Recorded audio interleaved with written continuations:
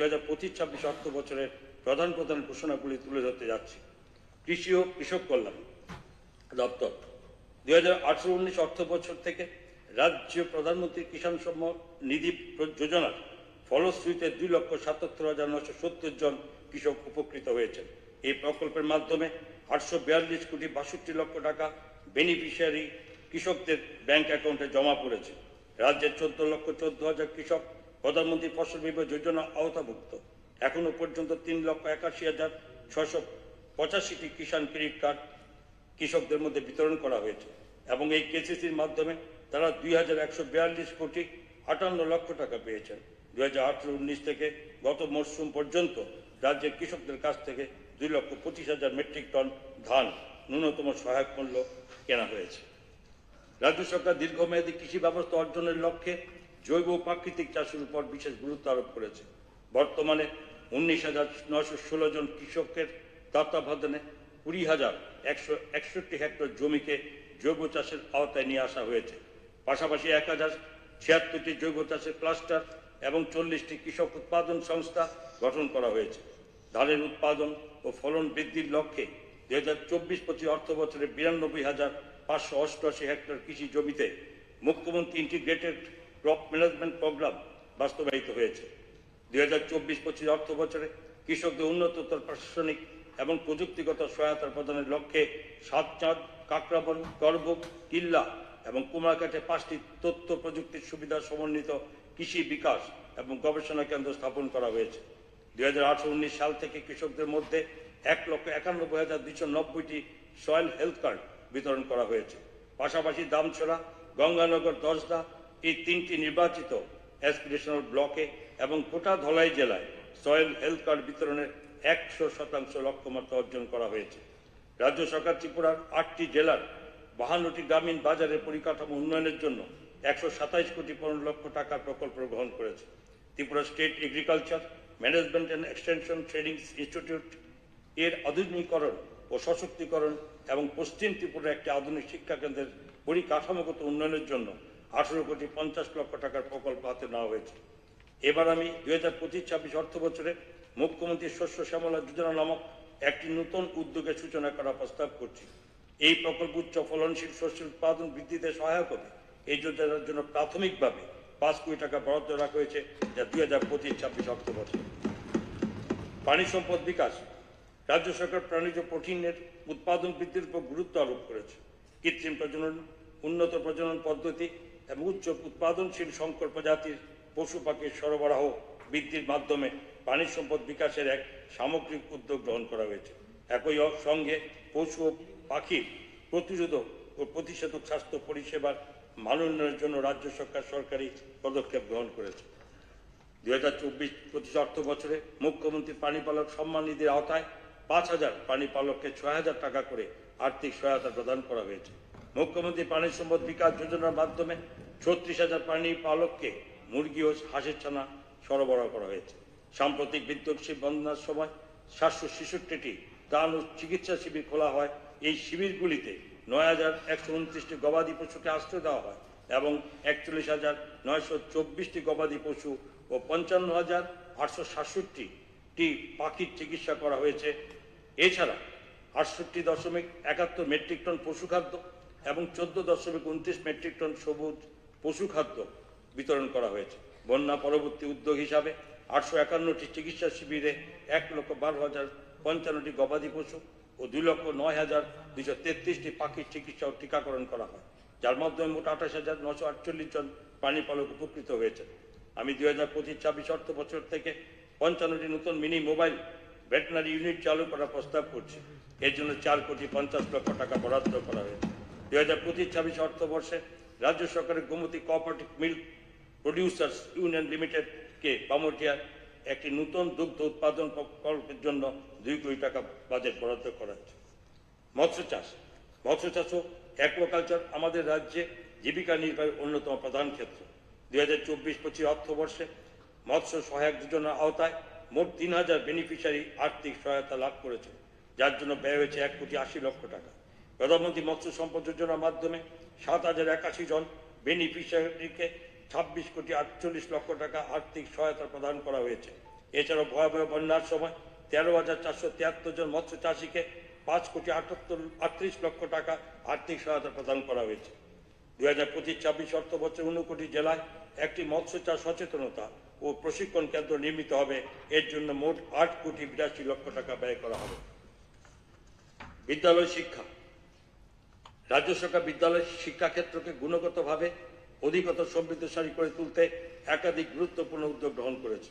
রাজ্য সরকার বিভিন্ন শিক্ষক অশিক্ষক কর্মচারীদের পদ পূরণ করার জন্য উদ্যোগ গ্রহণ করেছে, যার মধ্যে রয়েছে স্নাতকোত্তর শিক্ষক, স্নাতক শিক্ষক এবং অস্নাতক শিক্ষক, প্রাক প্রাথমিক শিক্ষক, কম্পিউটার সায়েন্সের স্নাতকোত্তর শিক্ষক, physical education teacher, special educator এবং স্কুল লাইব্রেরিয়ান।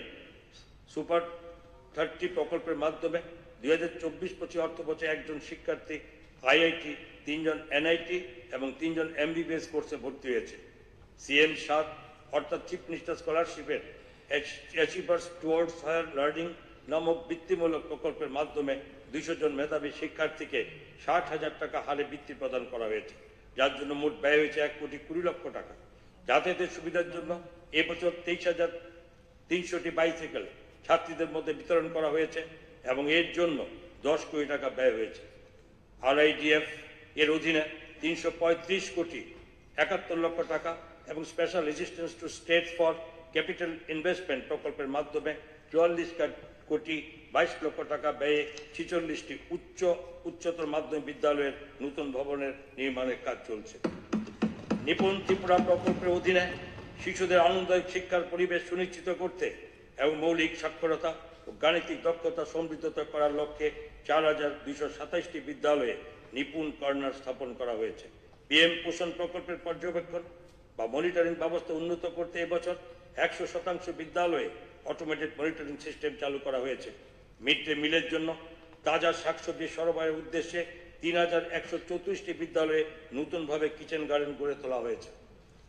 2024-25 অর্থ বছরে সমগ্র শিক্ষা ও PMC প্রকল্পের অধীনে একাধিক উদ্যোগ গৃহীত হয়েছে, যেমন 181টি বিদ্যালয়ে তথ্য যোগাযোগ প্রযুক্তি ICT, 95টি বিদ্যালয়ে স্মার্ট ক্লাসরুম, 140টি বিদ্যালয়ে টিনকারিং ল্যাব এবং 180টি বিদ্যালয়ে পার্সোনাল অ্যাডাপটিভ লার্নিং ল্যাব এবং 120টি বিদ্যালয়ে দক্ষতা শিক্ষা বা স্কিল এডুকেশন চালু করা হয়েছে।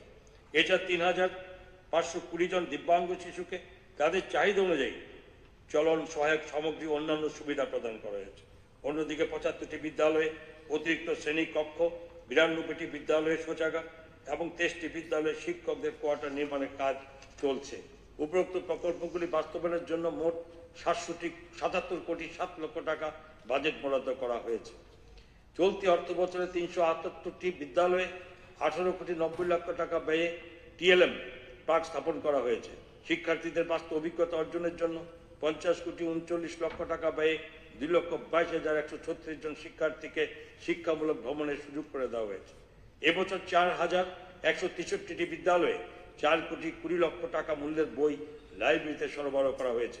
পাশাপাশি 4,218টি বিদ্যালয়ে ইউথ অ্যান্ড ইকো ক্লাব গঠন করা হয়েছে, যার জন্য 52,50 লক্ষ টাকা ব্যয়িত হয়েছে।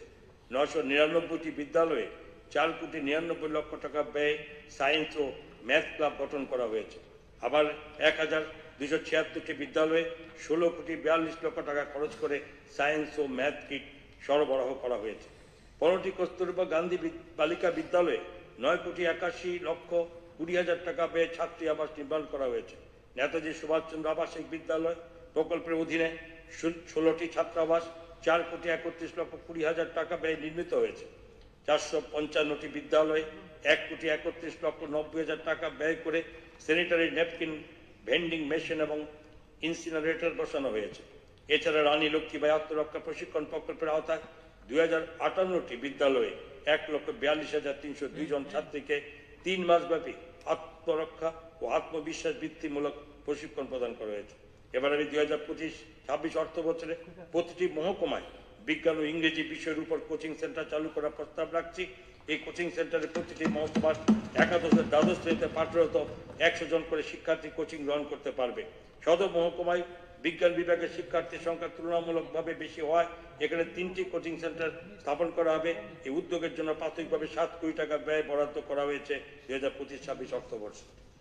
উচ্চশিক্ষা, রাজ্য সরকার ত্রিপুরা বিভিন্ন ডিগ্রি কলেজের জন্য 201টি সহকারী অধ্যাপক এবং 13টি অধ্যক্ষের শূন্যপদ পূরণের উদ্যোগ গ্রহণ করেছে।